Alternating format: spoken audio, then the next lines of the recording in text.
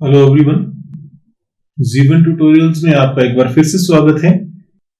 आज से हम एक जो आपके पास चैप्टर दिया गया है स्टीरियोकेमिस्ट्री या आपके पास स्टीरियो आइसोमेरिज्म, उसको स्टार्ट करने वाले हैं।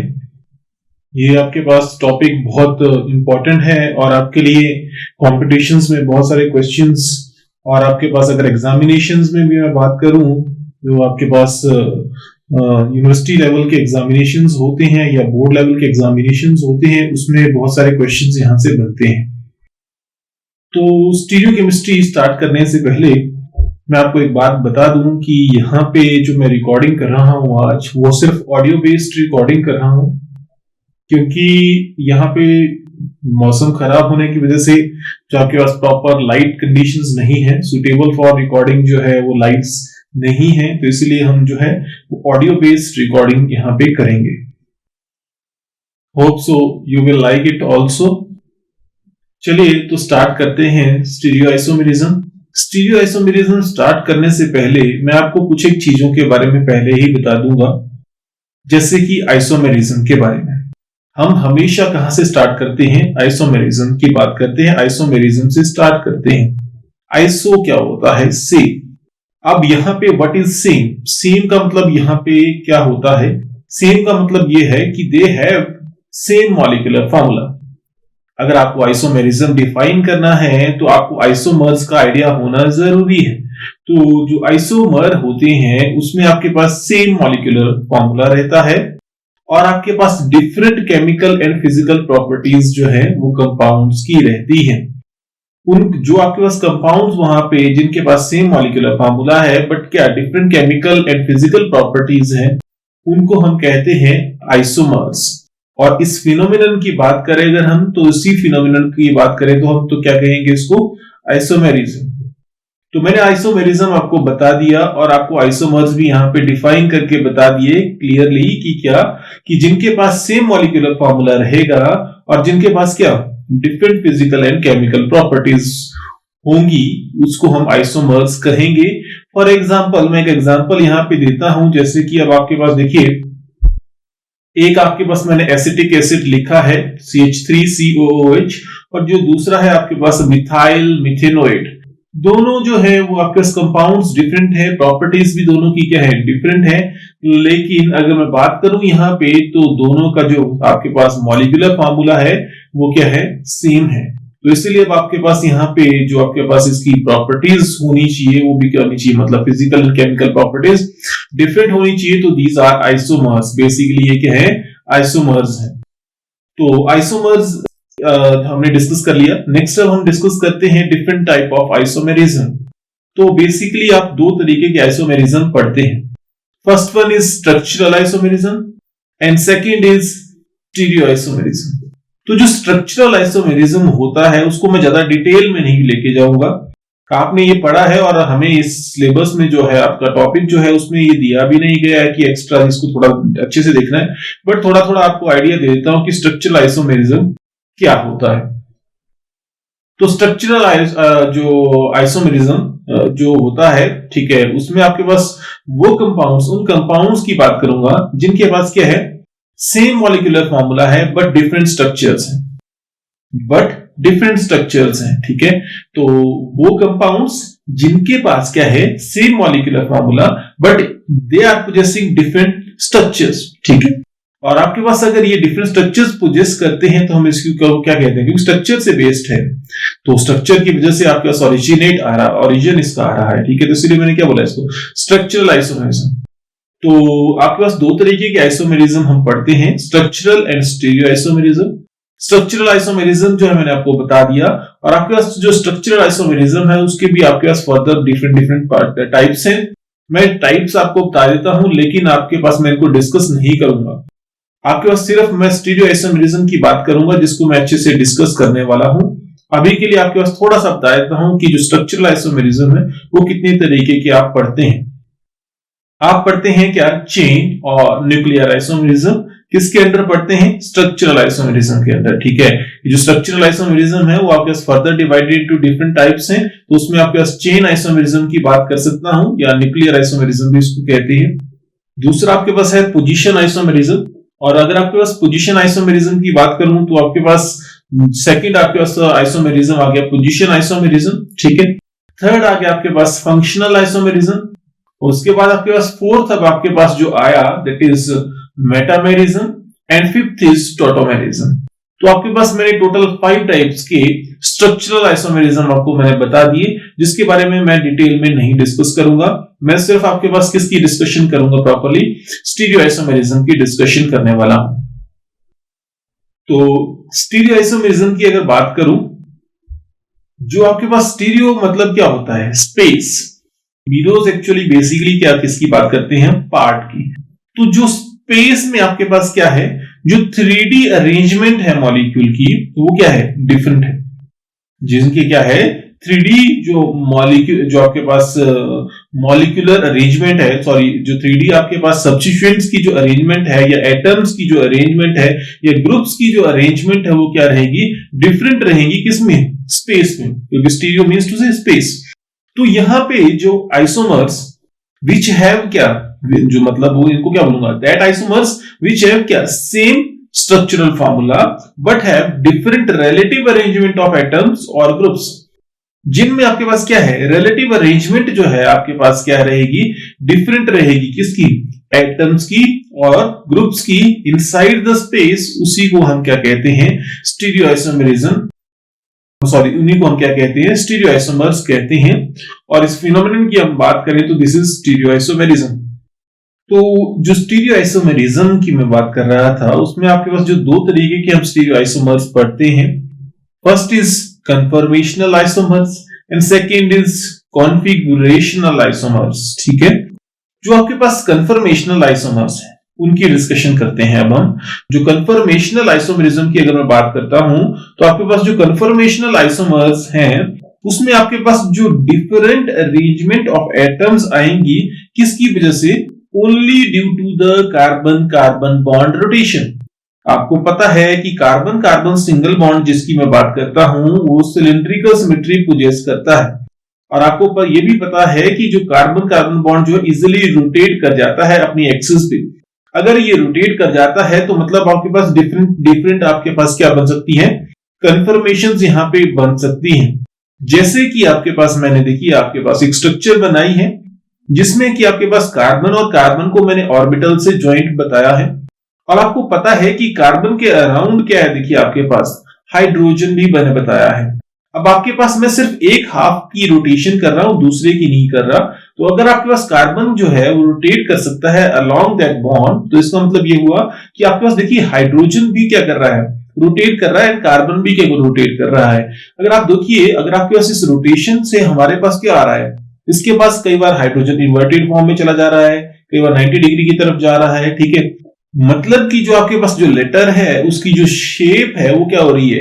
वो डिफरेंट डायरेक्शंस में ओरिएंट हो जा रही है। ठीक है, only due to the rotation of carbon carbon sigma bond. तो यही आपके पास डिफरेंट स्ट्रक्चर्स में भी होता है। ठीक है, क्या कि देखिए अब आपके पास मैंने अगर बोला कि कार्बन कार्बन सिंगल बॉन्ड होगा, तो उसके अराउंड आपको पता है कार्बन के अराउंड क्या होते हैं? हाइड्रोजन भी हो सकते हैं या अदर ग्रुप्स भी हो सकते हैं। तो जो भी हो, ठीक है, अगर आपके सिंगल सिंगल बॉन्ड्स होंगे तो अगर वो रोटेट करते हैं तो वो आपके पास क्या कर सकते हैं? साथ में अपने जो आपके पास ग्रुप्स हैं उनकी भी रोटेशन करवा सकता है, जिसकी वजह से आपके पास डिफरेंट वहां पे क्या सकते हैं? आइसोमर्स हमें मिल सकते हैं। तो जो कन्फर्मेशनल आइसोमेरिज्म की मैं बात करता हूं, तो जब कन्फर्मेशनल आइसोमेरिज्म में हम स्टडी करते हैं, तो जो कन्फर्मेशनल आइसोमेरिज्म से जो जो आपके कन्फर्मेशनल आइसोमर्स वहां पे बनते हैं, उनको हम क्या कहते हैं? रोटामर्स भी कहते हैं। और that can also be called as क्या? रोटेशनल आइसोमर्स और कन्फॉर्मर। ठीक है, जिनको हम कन्फॉर्मर भी कहते हैं। और आपके पास जो आपके पास स्ट्रक्चर्स वहां पे आई, उन्हीं को हम क्या कह सकते हैं? कन्फर्मेशंस भी उनको हम कह सकते हैं। तो ये मैंने आपको तरीका बता दिया कि किस तरीके से आप क्या कर सकते हैं, आपके पास मतलब अलग अलग जो है स्ट्रक्चर्स को गेन कर सकते हैं, फाइंड आउट कर सकते हैं, only due to the carbon carbon bond rotation. तो नेक्स्ट करते हैं अब हमारे पास क्या, जो एक तो मैंने आपके पास बता दिया क्या, जो कन्फर्मेशनल है। अब दूसरा मुझे डिस्कस करना है कॉन्फ़िगरेशनल, जो कि आपको काफी डिटेल में दिया गया है। तो जो कॉन्फ़िगरेशनल आइसोमेरिज्म की मैं बात करता हूं, तो वहां पे अगर आपके पास मैंने डिफरेंट आपके पास स्ट्रक्चर्स को क्या करना है, मतलब गेन करना है, तो उसमें आपके पास ऐसा नहीं कि कार्बन कार्बन बॉन्ड की रोटेशन करनी पड़ेगी। एक्चुअल में आपके पास पहले स्पेस में जो ओरिएंटेशंस हैं किसके, सब्स्टिट्यूएंट्स की, वो क्या रहेगी, वहां पे डिफरेंट रहेगी। लेकिन अगर मैं कार्बन कार्बन बॉन्ड की रोटेशंस करना शुरू करूंगा, तो वहां पे क्या हो सकता है, बॉन्ड क्या कर सकता है, ब्रेक कर सकता है। और ब्रेक कर सकता है तो मिस टू से आपके पास क्या, मॉलिक्यूल टूट सकता है। तो आपके पास जो आइसोमेरिक फॉर्म है वो क्या होगी, मतलब बनेगी ही नहीं, ठीक है, वो टूट जाएगा मॉलिक्यूल ही। तो यहाँ पे आपके पास याद रखना है आपने कि जो आपके पास यहाँ पे जो मॉलिक्यूल है इसका, जो आपके पास कोई भी मॉलिक्यूल है, ठीक है, जिसमें आपके पास, मैं किसकी बात कर रहा हूं, दैट इज कन्फिगरेशनल आइसोमेरिज्म की बात कर रहा हूं या कन्फिगरेशनल आइसोमर्स की बात कर रहा हूं, उनमें जो मॉलिक्यूल्स होंगे वो आपके पास कार्बन कार्बन बॉन्ड के अराउंड रोटेशन करके आपके पास क्या है, 3D पिक्चर्स में अलग नहीं बिहेव करेंगे। क्यों, क्योंकि आपके पास वहां पे रोटेशन पॉसिबल नहीं होगी और आपके पास डिफरेंट स्ट्रक्चर्स नहीं गेन करेंगे। लेकिन आपके पास एक्चुअली पहले ही बिना रोटेशन के ही वहां पे क्या होते हैं, जो आपके पास एटम्स और सब्स्टिट्यूएंट्स क्या होते हैं इन द स्पेस, क्या होते हैं, डिफरेंट डायरेक्शंस में अलाइंड होते हैं। तो उसी को हम क्या बोलते हैं एक्चुअल में, जो आपके पास कन्फिगरेशनल आइसोमर्स, कन्फिगरेशन से समझ जाइए कि पहले उनकी कन्फिगरेशन क्या है, डिफरेंट है, ठीक है। एग्जाम्पल के लिए मैं एक एग्जाम्पल दे रहा हूं, जैसे आपके सिस एंड ट्रांसफॉर्म दिए, देखिए, हालांकि आपको नहीं शायद पता होगा अगर सिस एंड ट्रांसफॉर्म, तो थोड़ा सा यहाँ ध्यान रखिए, इसका मॉलिक्यूलर फॉर्मूला सेम है, लेकिन कार्बन डबल बॉन्ड कार्बन के अराउंड देखिए आपके पास जो बल्कियर ग्रुप है वो क्या है, सेम डायरेक्शन में, और जो लाइटेस्ट ग्रुप्स हैं वो क्या है आपके पास, सेम डायरेक्शन में। तो सिस हो गया, और अपोजिट डायरेक्शन में देखो यहाँ पे हो गया ट्रांस। तो दोनों जो है अरेंजमेंट पहले ही करके रख दी है, ठीक है। इसमें ऐसा नहीं हुआ कि कार्बन कार्बन बॉन्ड की रोटेशन करके आपके पास अरेंजमेंट आई, नहीं, इसमें पहले ही क्या है आपके पास, ये अरेंजमेंट दी गई है। तो नेक्स्ट करते हैं क्या, डिफरेंट टाइप्स ऑफ कन्फिगरेशनल आइसोमर्स, ठीक है। तो जो कन्फिगरेशनल आइसोमर्स होते हैं वो एक्चुअल में बेसिकली कितने होते हैं, दो तरीके के होते हैं, ठीक है। One is optical isomers and second is geometrical isomers, ठीक है। तो आपके पास जो ऑप्टिकल आइसोमर्स होंगे, ठीक है, उसमें क्या होगा, जो आपके पास मतलब कि लाइट की रोटेशन करवा सकते हैं, दे आर ऑप्टिकली एक्टिव, ठीक है, they are optically active. Optical isomers को हमने थोड़ा लेटर बाद में पढ़ना है, लेकिन थोड़ा सा मैं आपको बता दूं कि दे आर ऑप्टिकली एक्टिव मतलब लाइट के with respect they are active, ठीक है। लाइट के विद रिस्पेक्ट अगर वो एक्टिव रहेंगे तो क्या करेंगे, लाइट को रोटेशन करवा सकते हैं, किसकी, स्पेशली प्लेन पोलराइज लाइट। तो अभी के लिए आपने ध्यान नहीं, मतलब इसमें नहीं ज्यादा जाना कि प्लेन पोलराइज लाइट क्या होती है, अभी आप इतना रखिए कि लाइट की रोटेशन करवाते हैं, that is plane polarise light, ठीक है, कि अलग अलग डायरेक्शन में, चाहे वो क्लॉकवाइज है चाहे वो एंटी क्लॉकवाइज है, ठीक है। अब नेक्स्ट करते हैं क्या, जो दूसरा आपके पास इसका टाइप है that is geometrical isomers. Geometrical isomers में क्या होगा, आपके पास रिस्ट्रिक्शन रहेगी क्या, कार्बन कार्बन बॉन्ड के अराउंड, और उसकी वजह से आपके पास क्या आएगी, अरेंजमेंट ऑफ सब्स्टिट्यूएंट्स क्या आएंगी, डिफरेंट आएंगी, ठीक है। जैसे कि अभी मैंने आपके सिस एंड ट्रांसफॉर्म बताया, उसमें आपके पास क्या होता है, सेम यही बात होती है, ठीक है। तो चलिए अब मैंने आपके पास थोड़ा सा जो कन्फर्मेशनल आइसोमर्स की बात करनी है वो फिर से करनी है, और उसमें आपके पास कन्फर्मेशंस पढ़नी है किसकी, इथेन की। क्योंकि ये इथेन की कन्फर्मेशन इसलिए पढ़ रहा हूं क्योंकि मुझे ये आगे कुछ जो कन्फर्मेशन है ये यूटिलाइज करनी पड़ेगी, ठीक है। तो इसीलिए अभी थोड़ी देर के लिए आपने क्या पढ़ना है, इसकी कन्फर्मेशन पढ़नी है, किसकी, इथेन। मैं क्या कर रहा हूं, इथेन को बता रहा हूं, देखिए CH3 अब आपके पास आपको पता है कि जब कार्बन के अराउंड हाइड्रोजन है वो sp3 मतलब कार्बन जो है sp3 हाइब्रिडाइज्ड है, तो इसका मतलब आपके पास यहाँ पे 3 हाइड्रोजन जो हैं आपके स्पेस में क्या होंगे, ओरिएंट होंगे, और दूसरे आपके पास जो कार्बन है उसके अराउंड भी जो 3 हाइड्रोजन है वो भी स्पेस में क्या है, 3 डायमेंशनल जो स्पेस है उसमें क्या होंगे, ओरिएंट होंगे। तो ये आपके पास अगर रोटेशन करना शुरू कर दे, कार्बन जो है वो क्या करना शुरू कर दे, कार्बन कार्बन बॉन्ड के अराउंड रोटेशन करना शुरू कर दे, एक एक्सिस पे रोटेशन करना शुरू करे, तो आपको पता है कि जो पिछले जो हाइड्रोजन कार्बन के पास है वो क्या करेंगे, रोटेट करना शुरू करेंगे, और अलग अलग आपके पास क्या आ सकती है, आपके पास स्ट्रक्चर्स आ सकती हैं that are called as rotamers, क्योंकि रोटेशन की वजह से आ रहे हैं, या आपके पास क्या आ सकती है, कन्फर्मेशंस यहाँ पे आ सकती हैं, ठीक है। तो अब आपके पास इथेन जो है उसके पास बहुत सारी न्यूमरस कन्फर्मेशन वहां पे बन सकती है, लेकिन हमें जो सबसे मोस्ट इंपॉर्टेंट कंफर्मेशन है वो देखनी है। तो यहाँ पे आपके पास सिर्फ दो तरीके की कंफर्मेशन की हम बात करेंगे, एक है स्टैगर्ड और दूसरी है एक्लिप्स। एक्चुअल में आपके पास अगर मैं स्टैगर्ड कंफर्मेशन की बात करता हूं तो स्टैगर्ड क्या होता है, बिखरा हुआ, मतलब अब आपके पास जो हाइड्रोजन है वो सबसे दूर रहेंगे। अगर हाइड्रोजन क्या रहेंगे, सबसे दूर रहेंगे, तो आपके पास हम बोलेंगे स्टैगर्ड कन्फिगरेशन, मतलब फार अपार्ट है। अगर मैं एक्लिप्स कन्फर्मेशन की बात करता हूं तो एक्लिप्स में अब आपके पास जो हाइड्रोजन हैं वो क्या रहेंगे, क्लोजेस्ट डिस्टेंस, जितना उस क्लोज हो सकते हैं उस क्लोजेस्ट डिस्टेंस पे रहेंगे, तो उसको क्या बोलेंगे हम, एक्लिप्स फॉर्म। ठीक है, वैसे तो अब आपके पास अगर मैं और कंफर्मेशन की बात करूं तो they are called as skew conformations. उनको हम क्या कहते हैं, स्क्यू कंफर्मेशंस। इंटरमीडिएट जो भी कोई कंफर्मेशन होगी तो उसको क्या कहेंगे हम, स्क्यू कंफर्मेशंस। ठीक है, चलिए अब हम थोड़ा सा रिप्रेजेंटेशन का तरीका देख लेते हैं। अब रिप्रेजेंटेशन करनी है मैंने क्या, कि ये जो कंफर्मेशंस की मैं बात कर रहा था, जैसे इथेन है उसकी डिफरेंट कंफर्मेशंस की बात कर रहा हूं, उसकी रिप्रेजेंटेशन करनी है कि कैसे मैं उनको रिप्रेजेंट कर सकता हूं। तो अब देखिए, इसलिए मैंने आपको पहले बता दिया था कि कंफर्मेशंस ऑफ इथेन के क्या कौन कौन सी होती है, एक्लिप्स एंड स्टैगर्ड। तो जब रिप्रेजेंटेशन करूंगा तो अब मैं डायरेक्टली बोलूंगा कि एक्लिप्स क्या होती है और स्टैगर्ड क्या होती है। ठीक है, तो चलिए अब आपके पास मैं क्या करता हूं, एक्लिप्स और स्टैगर्ड की बात करने के लिए मैं क्या करता हूं, आपके पास यहाँ पे इनको रिप्रेजेंट करता हूं पहले किसकी, जो डिफरेंट स्ट्रक्चर्स हैं उनसे जिससे मैं इसको क्या कर सकता हूं, रिप्रेजेंट कर सकता हूं। बेसिकली होता यह है कि आपके पास जो कंफर्मेशंस हैं, ठीक है, वो आपके पास जो है 2D जो आपके पास पेपर होता है, जो 2D प्लेन होता है, उसके ऊपर हमें 3D स्ट्रक्चर को रिप्रेजेंट करना पड़ता है। 3D मतलब अब आपको पता है, देखो स्पेस में डिफरेंट डिफरेंट डायरेक्शंस में एटम्स और मॉलिक्यूल जो है, सॉरी एटम्स और सब्स्टिट्यूएंट्स जो है वो क्या है, अलाइन है। अगर वो एटम और सब्स्टिट्यूएंट अलाइन है तो अब आपके पास ये मैं क्या कर सकता हूँ, प्रॉपर्ली नहीं है अभी आपके पास, क्या कर सकता हूँ, नहीं लिख सकता क्योंकि पेपर से बाहर चले जाएंगे नहीं तो फिर मुझे एक नया तरीका ढूंढना पड़ेगा कि जिसकी वजह से क्या कर सकता हूं, मैं रिप्रेजेंट कर सकूं इसको, इन स्ट्रक्चर्स को, ठीक है, on the plane of paper.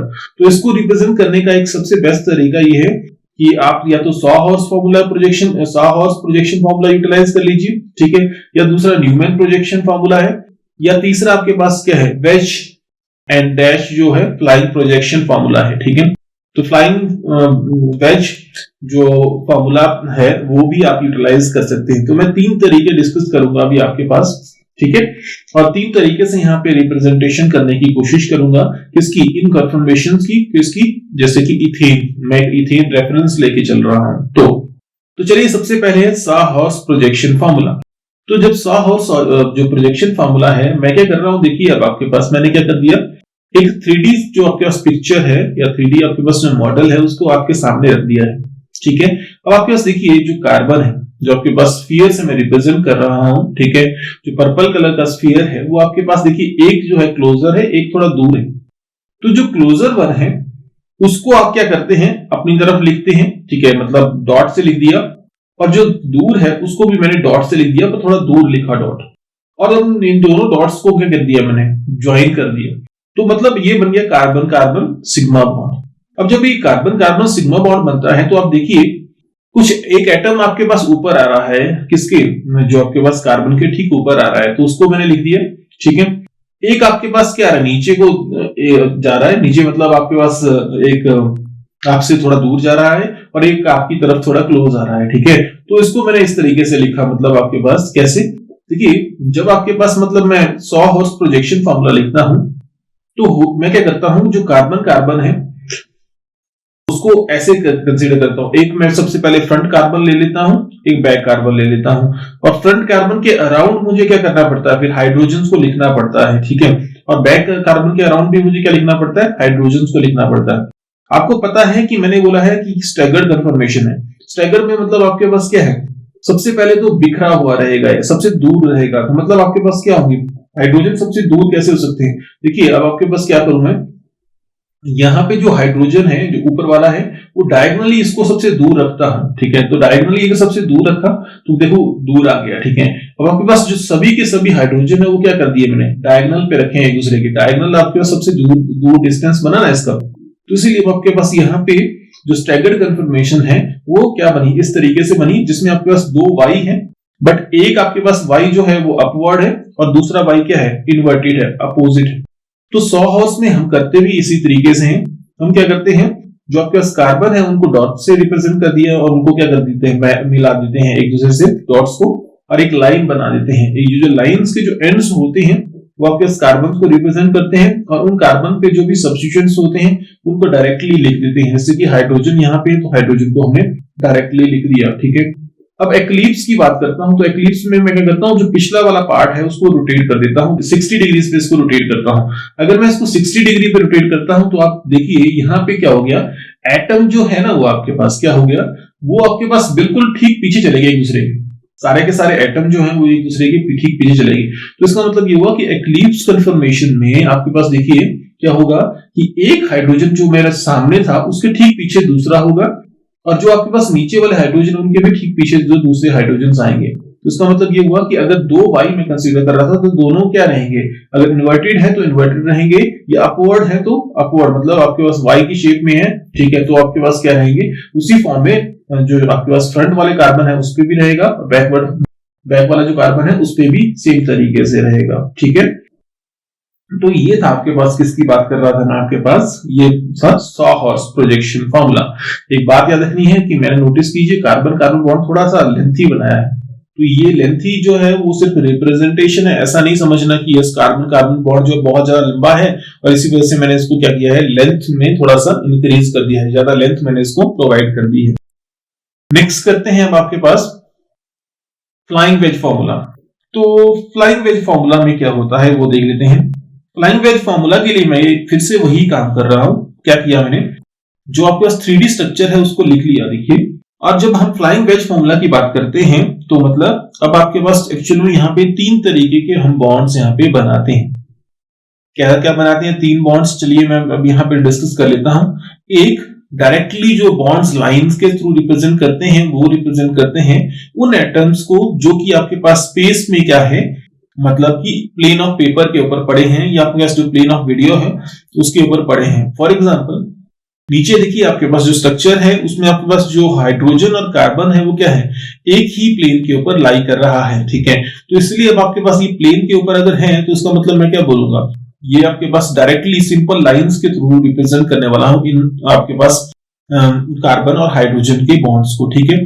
तो कार्बन जो है वो आपके पास डायरेक्टली वैसे ही रिप्रेजेंट होंगे कि मतलब लिखने की जरूरत नहीं, डायरेक्टली आप क्या डॉट से रिप्रेजेंट कर दीजिए, दोनों डॉटेड्स को ज्वाइन कर दोगे तो आपके पास फ्रंट और बैक का कार्बन मैं रिप्रेजेंट कर सकता हूं।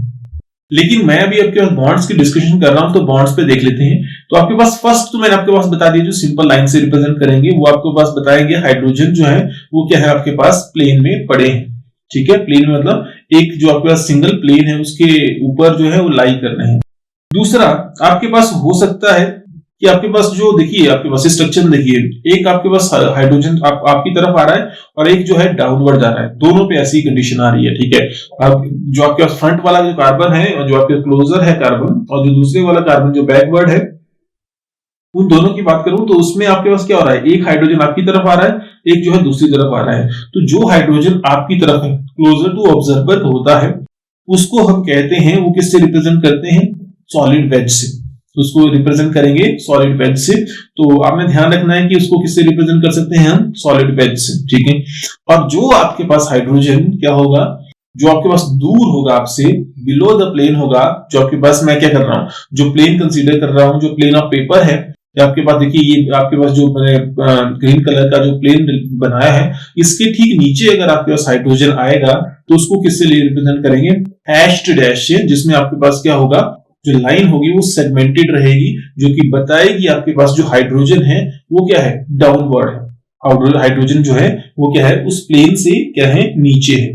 अब देखिए अब मुझे रिप्रेजेंटेशन करनी है क्या, इस स्ट्रक्चर की, ठीक है, both in staggered and eclipse form, ठीक है। तो स्टैगर्ड फॉर्म में आपके पास मैंने बोला कि देखिए आपके पास क्या होगा कि जो हाइड्रोजन्स हैं वो क्या रहेंगे, अब एक दूसरे से फार अपार्ट लाई करेंगे, ठीक है।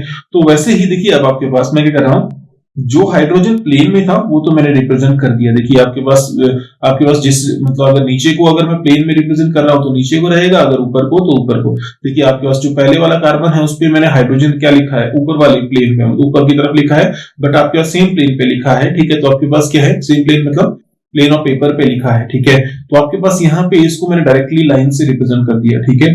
दूसरा आपके पास जो हाइड्रोजन आ रहा है, ठीक है, पिछले वाला जो कार्बन है उस पे भी सेम बात है, लेकिन वो क्या है, दोनों अपोजिट की साइड है, ठीक है।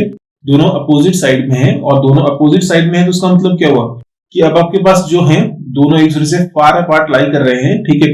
अगर आपके पास ऐसी कंडीशन कभी भी हो, जैसे मैंने आपको पहले भी कहा था, तो वो क्या हो, अगर वो फार अपार्ट लाई कर रहे हो, अगर आपके पास सेम प्लेन में हो, ठीक है, तो हम क्या बोलेंगे उसको, स्टैगर्ड कॉन्फ़िगरेशन, ठीक है। तो आपके पास देखिए एक हाइड्रोजन आपके पास अपवर्ड जा रहा है आगे ऊपर वाले कार्बन पे, तो ये यहाँ पे लिख दिया मैंने, और जो दूसरा है वो नीचे जा रहा है, तो आपके पास जो है हैश्ड डैश से मैं उसको लिखा, और जो ऊपर आ रहा है उसको क्या लिख रहा हूं, उसको सॉलिड वेज से लिख रहा हूं, ठीक है। तो ये थी आपके पास क्या, स्टैगर्ड कन्फर्मेशन। अब देखते हैं एक्लिप्स में। तो एक्लिप्स में आपके पास जो कन्फर्मेशन है उसमें आपके पास जो हाइड्रोजन कार्बन, दो हाइड्रोजन है और दो कार्बन है, वो सेम प्लेन में है, बट आपके पास क्या है, सेम डायरेक्शंस में लाई कर रहे हैं। तो आपको पता है कि अगर सेम डायरेक्शंस में लाई कर रहे हैं तो कन्फर्मेशन क्या होगी आपके पास, सेम साइड में अगर लाई करेंगे तो उसको क्या बोलेंगे हम, उसको बोलेंगे हम एक्लिप्स कन्फर्मेशन, ठीक है। तो ये क्या होगी एक्लिप्स, मतलब अब आपके पास यहाँ पे जो अब दो हाइड्रोजन बचे, दोनों कार्बन के पास, फ्रंट और बैक का जो कार्बन है उसके पास, उन दोनों की हमने क्या करना है, हाइड्रोजन को रिप्रेजेंट करना है। तो देखो आपके पास एक हाइड्रोजन अपवर्ड है तो मैंने ये रिप्रेजेंट कर दिया सॉलिड वेज से अगले वाले जो कार्बन है उस पे, और आपके पास एक जो हाइड्रोजन क्या है, डाउनवर्ड जा रहा है, तो उसको लिख दिया मैंने हैश डैश, ठीक है, जो कि डाउनवर्ड जा रहा है। सेम आपके पास पीछे किया, तो मतलब कि आपके पास यहाँ पे क्या बन गई है, एक्लिप्स कन्फर्मेशन बन गई, ठीक है। तो ये इजी था, कोई ज्यादा मुश्किल नहीं है। अगर आपको मुश्किल होगी तो आपने मेरे को बता देना है, मैं इसको तरीका बता दूंगा सॉल्व करने का कि कैसे आप इसको सॉल्व कर सकते हैं। अब आपके पास नेक्स्ट करते हैं जो दैट इज न्यूमैन प्रोजेक्शन फॉर्मूले। ये बहुत इंपॉर्टेंट है, आपको बहुत सारे अच्छी मतलब अंडरस्टैंडिंग से समझने में हेल्प करते हैं ये आपको, ठीक है, कि कैसे आप स्ट्रक्चर्स को रिप्रेजेंट कर सकते हैं। हम करते क्या है, मैंने आपको बोला एक क्या होता है फ्रंट कार्बन और एक होता है बैक कार्बन, ठीक है। तो क्या करता हूं मैं, देखिए जब मैंने फ्रंट कार्बन मतलब front carbon is represented by dot, यहाँ पे हम फ्रंट कार्बन को किससे रिप्रेजेंट करते हैं, डॉट से। तो फ्रंट कार्बन जो है उसको डॉट से रिप्रेजेंट कर दिया, और जो बैक वाला जो कार्बन होता है उसको हम रिंग से रिप्रेजेंट करते हैं। तो ये काम करता हूं, मेरे पास एक देखिए यहाँ पे स्ट्रक्चर दी गई है, उस स्ट्रक्चर को मैं क्या कर रहा हूं, बिल्कुल सेम वैसे ही जैसे न्यूमैन प्रोजेक्शन फॉर्मूला में हम क्या करते हैं, सामने से देखते हैं, मॉलिक्यूल के ठीक सामने से देखते हैं, ठीक है।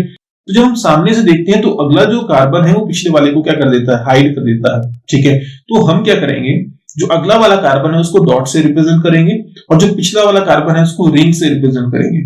मैंने यहाँ पे जो 3D आपका स्ट्रक्चर बताया है या मॉडल बताया है, इसमें आपको मैंने एक रिंग बताया है पिछले वाले कार्बन के ऊपर। वो रिंग आपके पास वैसा ही है जैसे आपके पास मैंने यहाँ पे बताया कि पिछले वाला कार्बन जो है किससे रिप्रेजेंट कर रहा है, रिंग से। उसको मैंने क्यों बताया, उसका रीजन ये है कि देखिए आपके पास अगर जो पिछला कार्बन है उसके जो हाइड्रोजन अटैच होंगे किससे होंगे, रिंग से अटैच्ड होंगे, ठीक है, ना कि वो अगले वाले कार्बन से अटैच्ड होंगे। तो इसीलिए अब आपके पास जो बॉन्ड्स बनेंगे, जो आपके पास पिछला वाला कार्बन बनाएगा वो डायरेक्टली किससे बनाना शुरू कर देगा, रिंग से। रिंग के अंदर उसके बॉन्ड्स नहीं आएंगे। वही बात आपके पास क्या है, अगले वाले कार्बन पे है। अगले वाले कार्बन में कहां तक बॉन्ड आएंगे, बिल्कुल डायरेक्टली दिखेंगे आपको किससे, ज्वाइंट कार्बन से, मतलब अंदर वाले कार्बन से ज्वाइंट दिखेंगे। तो इसलिए अब आपके पास डॉट तक वहां पे क्या करेंगे, हाइड्रोजन के बॉन्ड्स जाएंगे। अब आप इस स्ट्रक्चर को देखिए, स्टैगर्ड में मैंने क्या बोला था, सबसे दूर रहेंगे हाइड्रोजन आपके पास। तो अगर दूर रहेंगे तो क्या हुआ कि अब आपके पास यहाँ पे देखो, आपने जो स्ट्रक्चर दी है, देखिए देख रहे हैं, उसमें आगे जो हाइड्रोजन्स, जो आपके पास तीनों हाइड्रोजन्स आ रहे हैं वो इन्वर्टेड वाई फॉर्म में आ रहे हैं, और जो पिछले हाइड्रोजन्स आ रहे हैं वो आपके पास क्या आ रहे हैं, वो आपके पास वाई लेटर की फॉर्म में आ रहे हैं, ठीक है। तो इसका मतलब ये हुआ कि इन्वर्टेड वाई है और एक क्या है, वाई की फॉर्म में। तो मतलब ये अभी भी क्या है, फार अपार्ट है एक दूसरे के, ठीक है, सबसे ज्यादा दूर डिस्टेंस पे है।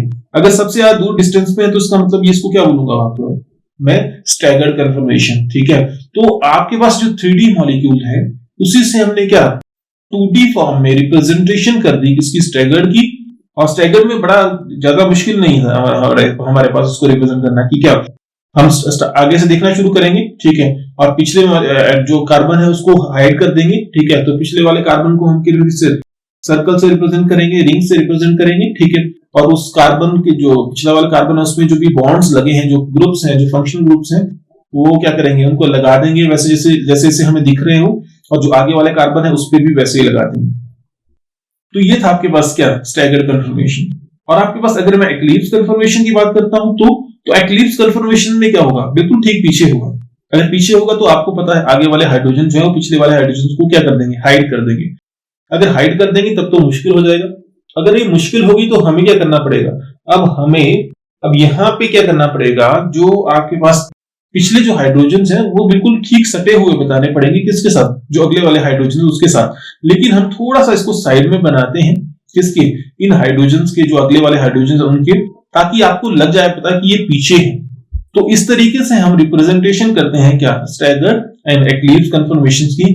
और सबसे बड़ी बात यह है कि ये जो दोनों कन्फर्मेशंस हैं क्या कर सकती है, एक दूसरे में कन्वर्ट हो सकती है, इंटर कन्वर्टेबल है जब मैं इसकी रोटेशन करूंगा क्या, कार्बन कार्बन सिग्मा बॉन्ड के थ्रू, ठीक है। तो ये आज के लिए काफी था। मुझे लगता है इट इज सफिशिएंट, ठीक है। और आपको अगर कोई मुश्किल होगी तो आपने बता देना कि क्या प्रॉब्लम है आपको, ठीक है। हम कोशिश करेंगे इसको फिर से थोड़ा और अच्छे से करवाने की, ठीक है। या स्पेसिफिकली कोई पॉइंट हो आपको अगर समझने में कोई दिक्कत होगी तो उस पॉइंट को मैं फिर से इलस्ट्रेट कर दूंगा, ठीक है। किसी हो सकता है 3D मॉडल से रिप्रेजेंट करके मैं इसको बता दूं। तो hope so you liked it, ठीक है। तो please do subscribe, share and comment below the video, so that मुझे पता लगे यहाँ पे कि क्या है कि आपको ये वीडियोस पसंद आ रही हैं, ताकि मैं कुछ और वीडियोस आपके लिए और ऐड कर सकूं। Thank you for watching, see you next time.